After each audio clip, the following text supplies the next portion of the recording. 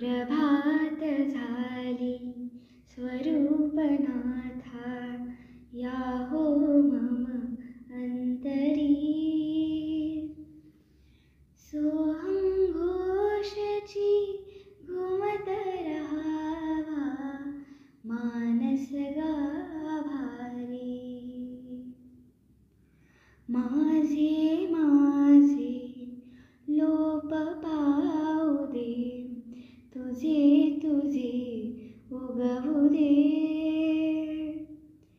कोणसे मी तो मी सहजपणे कळू दे.